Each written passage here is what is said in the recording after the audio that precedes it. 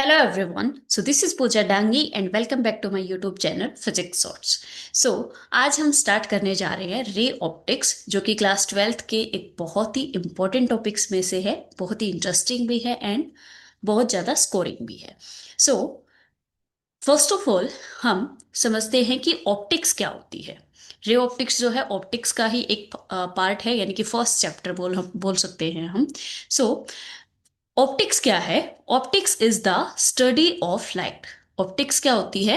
Study of light. यानी कि ये फिजिक्स की एक ऐसी ब्रांच है जिसमें हम लाइट के बारे में स्टडी करते हैं. यानी कि जहां पे भी ऑप्टिक्स आ जाता है इसका मतलब क्या है कि लाइट के बारे में बात हो रही है. ठीक है. So optics is the branch of physics that deals with the study of light and its interaction with matter. यानी कि लाइट के बारे में स्टडी करते हैं इसके अंदर हम. और लाइट किसी भी मैटर से इंटरेक्ट करती है तो उसके साथ क्या होता है, किस तरीके का बिहेवियर वो शो करती है, ये सारी चीजें हम ऑप्टिक्स में डिस्कस करते हैं. ठीक है. So there are two types of optics. First one is the ray optics. Ray optics क्या होती है? रे ऑप्टिक्स वो होती है जिसमें हम लाइट को कंसिडर करके चलते हैं कि वो स्ट्रेट लाइन में ट्रेवल करती है. दैट मीन्स रे ऑप्टिक्स में हम क्या कंसिडर करते हैं कि जो लाइट है वो कैसे ट्रेवल करती है, स्ट्रेट लाइन में ट्रेवल करती है. ये आप 10th क्लास में भी पढ़ चुके हो. यानी कि वहां पे रिफ्लेक्शन और रिफ्रैक्शन ये सारी चीजें हमने पढ़ी थी. तो वहां पे हमने क्या कंसिडर किया था? हर जगह पे यही कंसिडर किया गया था कि इस तरीके से स्ट्रेट लाइन में लाइट जो है वो ट्रेवल करती है. ठीक है. देन आती है वेव ऑप्टिक्स. ठीक है. सो वेव ऑप्टिक्स क्या है? वेव ऑप्टिक्स में हम कंसिडर करके चलते हैं कि light behaves as a wave. यानी कि वेव की तरह लाइट बिहेव करती है. ठीक है. सो ये सारी चीजें मतलब जो इंटरफेरेंस है, डिफ्रैक्शन है, पोलराइजेशन है, ये जो सारी चीजें हैं, ये जो सारे फिनोमिनाज हैं वो शो करते हैं कि जो लाइट है उसका नेचर कैसा है, वेव नेचर है. ठीक है. एंड रिफ्लेक्शन और रिफ्रैक्शन जो है वो क्या शो करते हैं कि लाइट का नेचर कैसा है, रे है, रे नेचर है. ठीक है. So that's all. That means optics क्या है? स्टडी ऑफ लाइट है. और ऑप्टिक्स के दो टाइप होते हैं, एक होती है ray optics and the second one is wave optics. So सबसे पहले हम डिस्कस करने जा रहे हैं रे ऑप्टिक्स के बारे में. So, what is ray optics? In ray optics, light is considered to travel in the form of ray. यानी कि रे ऑप्टिक्स में हम क्या कंसीडर करके चलते हैं कि लाइट जो है वो रेज की फॉर्म में ट्रेवल करती है. दैट मीन्स स्ट्रेट लाइन में ट्रेवल करती है. ठीक है. ये ऑलरेडी हम डिस्कस कर चुके हैं. यानी कि 10th क्लास में भी आप पढ़ चुके हो कि इस तरीके से स्ट्रेट लाइन में लाइट एंटर करती है और इसी तरीके से यहाँ पे रिफ्लेक्ट हो जाती है. ठीक है. सो यानी कि रे ऑप्टिक्स में क्या कंसिडर करते हैं हम कि लाइट जो है वो स्ट्रेट लाइन में ट्रेवल करती है. ठीक है. इस चैप्टर में हम क्या क्या टॉपिक्स डिस्कस करने वाले हैं? First is the reflection of light, refraction of light and image formation. यानी कि रिफ्लेक्शन और रिफ्रैक्शन से जो इमेज फॉर्मेशन होगा दैट इज प्लेन मिरर के लिए या फिर जो स्फेरिकल मिरर्स है जैसे कि concave mirror and convex mirror. So इन सब की हेल्प से जो इमेज फॉर्मेशन जो होती है वो सारी चीजें हम यहाँ पे डिस्कस करने वाले हैं. And mirror and lens formula क्या होता है और इनका डेरिवेशन क्या है, मतलब डेरिवेशन के साथ हम ये सारी चीजें डिस्कस करेंगे. So let's move to the next slide. So, our next topic is reflection of light. And you can also say that this is the first topic of this chapter. ठीक है. ये अभी तक जो पीछे डिस्कस की थी, those are the basics. Now, reflection of light. Reflection of light क्या है? The bouncing back of light when it strikes a smooth surface. Smooth surface पे हो सकता है या फिर रफ सरफेस पे हो सकता है. ठीक है. यानी कि किसी भी सरफेस से जब लाइट टकराती है, ये मान लेते कोई भी सरफेस है, यहां से लाइट जैसे ही इसके ऊपर लाइट ऐसे स्ट्राइक करेगी, लाइट जो है वो क्या होती है, बाउंस बैक होती है. उसी को हम क्या कहते हैं, रिफ्लेक्शन ऑफ लाइट कहते हैं. ठीक है. ये हम पहले भी 10th क्लास में पढ़ चुके हैं कि जैसे ही लाइट किसी भी सरफेस पे एंटर करती है, वापस उससे टकरा के वो जाती है सेम मीडियम के अंदर. सेम मीडियम का मतलब क्या है? जैसे कि यहाँ पे ये ग्लास रखा हुआ है, ग्लास से ये टकराई, जैसे कि ग्लास या फिर बोल सकते हैं मिरर रखा हुआ है. ठीक है. सो जैसे ही ये इससे टकराएगी, ये सेकंड मीडियम में नहीं जाएगी, उसी मीडियम में. यानी कि यहाँ पे मान लेते हैं एयर है और यहाँ पे कोई भी मीडियम मान लेते हैं जैसे कि ग्लास है, ठीक है। सो ये इसी मीडियम में वापस बाउंस बैक हो गई है, तो इसको हम क्या बोलेंगे, रिफ्लेक्शन ऑफ लाइट बोलेंगे, ठीक है। Now there are two laws of reflection. Laws of reflection क्या कहते हैं, angle of incidence and angle of reflection are always equal. अब एंगल ऑफ इंसिडेंस और एंगल ऑफ रिफ्लेक्शन क्या है। सो एंगल ऑफ इंसिडेंस और एंगल ऑफ रिफ्लेक्शन को समझने से पहले हम डिस्कस करते हैं normal.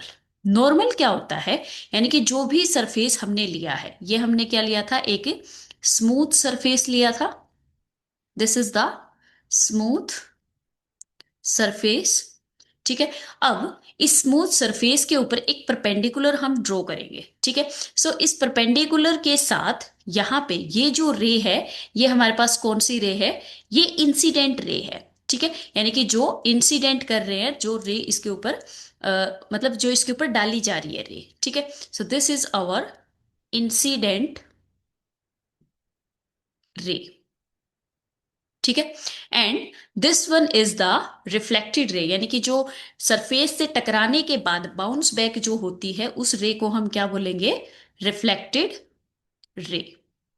So this is our reflected ray. Now angle of incidence क्या है, angle of the incident ray with the normal. ये क्या था, नॉर्मल है, यानी कि जो परपेंडिकुलर है किसी भी सरफेस का, उसी को हम क्या बोलेंगे, नॉर्मल बोलेंगे, ठीक है। नाउ इंसिडेंट रे का जो नॉर्मल के साथ एंगल है, उसको हम बोलेंगे एंगल ऑफ इंसिडेंस, और इसको हम डिनोट करेंगे आई से, ठीक है। Now angle of the reflected ray with the normal is known as angle of reflection, and it is denoted by R, ठीक है। सो एंगल ऑफ इंसिडेंस और एंगल ऑफ रिफ्लेक्शन सबको समझ आ गया होगा।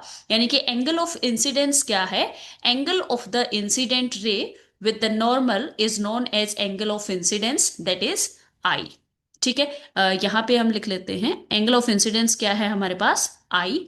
एंड एंगल ऑफ रिफ्लेक्शन क्या है, angle of the reflected रे with the normal is known as angle of reflection and it is denoted by R, ठीक है।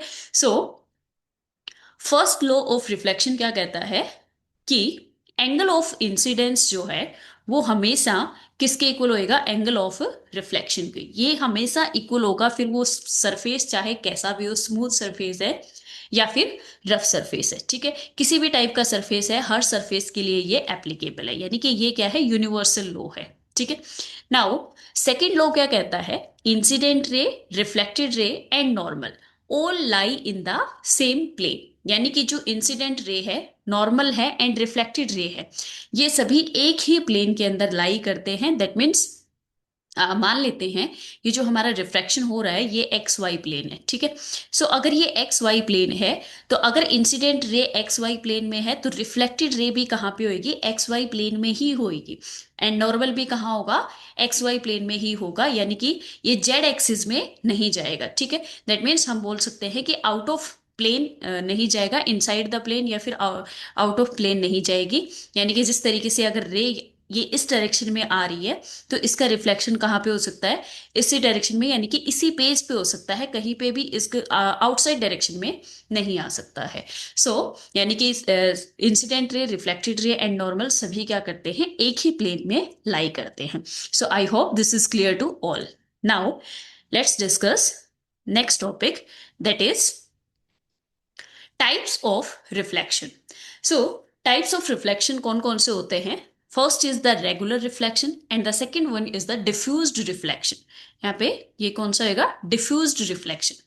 सो रेगुलर रिफ्लेक्शन कौन सा होता है, जब स्मूथ सरफेस से रिफ्लेक्शन होता है, यानी कि जैसे कि प्लेन मिरर की हम बात कर लेते हैं, जैसे कि प्लेन मिरर से अगर रिफ्लेक्शन होता है, या फिर कोई भी स्मूथ सरफेस है, तो वहां से जो रिफ्लेक्शन होता है, उस रिफ्लेक्शन को हम क्या कहेंगे, रेगुलर रिफ्लेक्शन कहेंगे। जैसे कि ये कोई भी स्मूथ सरफेस है, इस तरीके से रेज इसमें एंटर कर रही हैं, और यहाँ पे इस तरीके से रिफ्लेक्शन हो रहा है। तो यहाँ पे हम एक चीज नोटिस करेंगे कि जो भी इंसिडेंट रे हैं वो क्या है, पैरेलल है। अगर इंसिडेंट रे पैरेलल हैं, तो जो रिफ्लेक्टेड रेज हैं वो भी क्या होंगी, पैरेलल होंगी, ठीक है। सो रेगुलर रिफ्लेक्शन में क्या होता है, इंसिडेंट रे भी पैरेलल होती हैं और रिफ्लेक्टेड रेज भी पैरेलल होती हैं, ठीक है। So this is the regular reflection. Now अब हम डिस्कस करते हैं कि डिफ्यूज्ड रिफ्लेक्शन क्या होता है। सो यहाँ पे एक कंसिडर कर लेते हैं हम कोई भी रफ सरफेस। ठीक है, इस तरीके से कोई सरफेस है, तो मान लेते हैं यहाँ पे पैरेलल रेज हम इंसिडेंट कर रहे हैं। ठीक है, सो ये एक रे इंसिडेंट हुई है यहाँ पे, और एक रे ये यहाँ पे इंसिडेंट हुई है। ठीक है, सो इसके लिए एंगल ऑफ इंसिडेंस और एंगल ऑफ रिफ्लेक्शन देखते हैं हम। अब जैसा कि हम जानते हैं कि according to first law of reflection, angle of incidence और एंगल ऑफ रिफ्लेक्शन इक्वल होते हैं। सो यहाँ पे ये इस डायरेक्शन में रिफ्लेक्ट होएगी इस तरीके से, और ये जो रे है ये इस तरीके से रिफ्लेक्ट होएगी। थोड़ा सा मतलब डायग्राम अच्छे से नहीं बना है, बट आई होप आप समझ गए होंगे।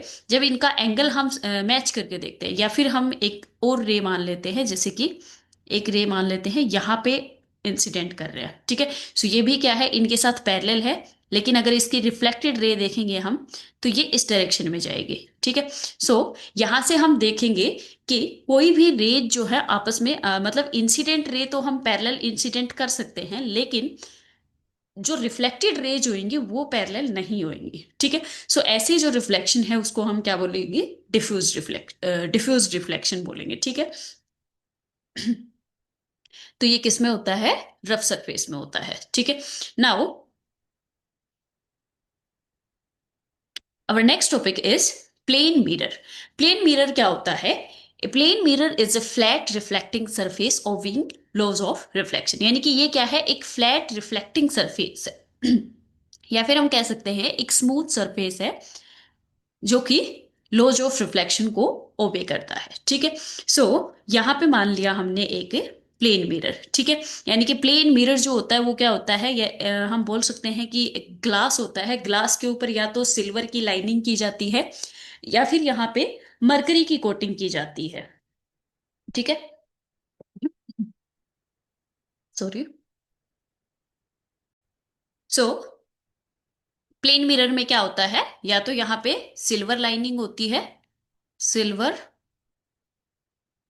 लाइनिंग, या फिर क्या होते हैं, मरकरी कोटिंग, मरकरी मरकरी की कोटिंग होती है। ठीक है, सो अब हम डिस्कस करते हैं मतलब एप्लीकेशंस क्या हैं इसके। ड्रेसिंग मिरर, यानी कि जो मिरर हम रेगुलरली घर पे यूज करते हैं, वो कौन सा मिरर होता है, प्लेन मिरर होता है, या फिर ये पेरिस्कोप्स में यूज होता है, या फिर कैलाइडोस्कोप्स में यूज होता है। ठीक है, so these are the applications of plane mirror.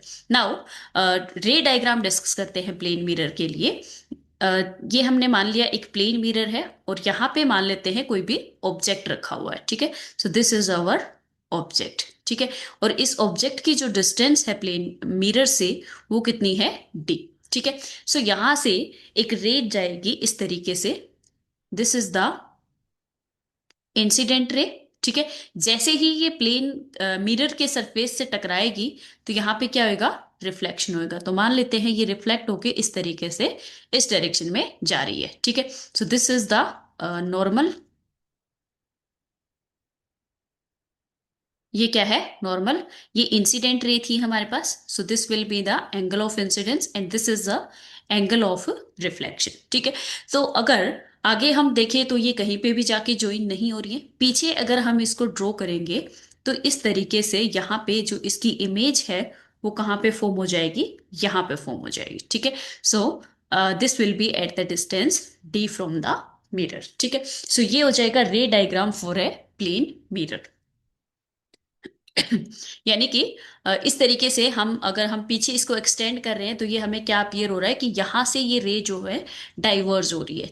ठीक है, सो यहाँ पे जो इमेज बन जाएगी हमारे पास, वो कैसी होगी, वर्चुअल इमेज होगी। यानी कि जो अपीयर्स मतलब डाइवर्स होती हुई जो रेज अपीयर्स होती है हमें, उनसे जो इमेज फॉर्म होती है वो कैसी इमेज फॉर्म होती है, वर्चुअल इमेज फॉर्म होती है। ठीक है, वर्चुअल है इमेज, और क्या है यहाँ पे इमेज हमारे पास इरेक्ट है। ठीक है, एंड डिस्टेंस क्या है, जितनी डिस्टेंस ऑब्जेक्ट की है वहां यहाँ पे हमारे पास उतनी ही डिस्टेंस क्या हो जाएगी, इमेज की हो जाएगी। ठीक है, so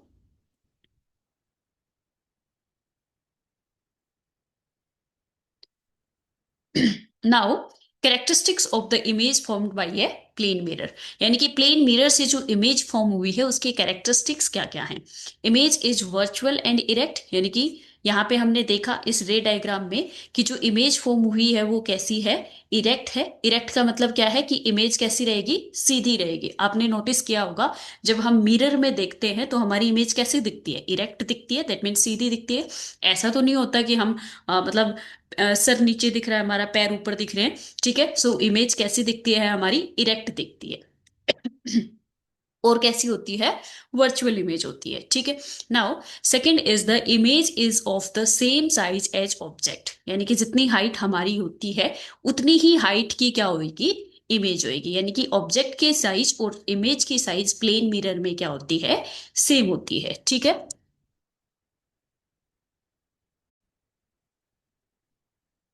next is image is laterally inverted, यानी कि इमेज जो होती है वो कैसे होती है, लेटरली इन्वर्टेड होती है। इसका मतलब क्या है, जैसे कि मान लेते हैं ये हमारे पास क्या है, मिरर है। ठीक है, सो अगर मान लेते हैं हम यहाँ पे पी की इमेज देख रहे हैं, सो पी की इमेज जो है हमें वो कैसे दिखाई देगी, इस तरीके से उल्टी दिखाई देगी। दैट मीन्स इसको हम बोलते हैं लेटरल इन्वर्जन। यानी कि जो चीज लेफ्ट में है वो कहाँ दिखेगी हमें, राइट में दिखेगी, और जो चीज राइट में है वो कहाँ पे दिखेगी हमें, लेफ्ट में दिखेगी। ठीक है, दैट मीन्स जिस तरीके से, एक दूसरा एग्जांपल देख लेते हैं हम, जैसे कि बी है।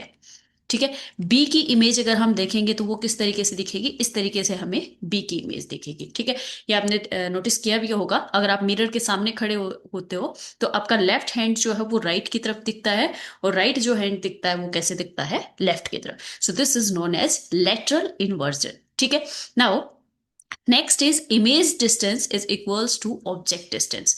यानी कि यहाँ पे भी जैसे मैंने मेंशन भी किया है कि डी डिस्टेंस पे अगर ऑब्जेक्ट रखा हुआ है तो इमेज भी कहाँ पे फॉर्म हो रही है, डी डिस्टेंस पे हो रही है। ठीक है, सो इमेज डिस्टेंस और ऑब्जेक्ट डिस्टेंस क्या होंगी, प्लेन मिरर के लिए हमेशा इक्वल होंगी। ठीक है, next is image formed behind the mirror. यहाँ पे हम देख भी सकते हैं इमेज कहाँ पे फॉर्म होएगी, हमेशा behind the mirror image form होएगी, और इमेज कैसी होगी, वर्चुअल इमेज होएगी। ठीक है, यानी कि जो behind the mirror image form होती है वो कौन सी होती है, वर्चुअल इमेज होती है। ठीक है, so these are the important characteristics of image form by a plane mirror. ठीक है, नाउ यानी कि इमेज शिफ्ट जो है, इमेज की डिस्टेंस अगर निकालनी है ऑब्जेक्ट से, तो उसके लिए फॉर्मूला क्या है हमारे पास, इमेज की डिस्टेंस जो है वो कितनी हो जाएगी, 2D हो जाएगी। यानी कि D जो डिस्टेंस है वो ऑब्जेक्ट की है मिरर से, और फिर डी डिस्टेंस पे ही, मिरर से डी डिस्टेंस पे इमेज फॉर्म हो रही है, तो टोटल डिस्टेंस जो है हमारे पास इमेज की वो कितनी हो जाएगी, 2D हो जाएगी। ठीक है, so I hope this is clear to all.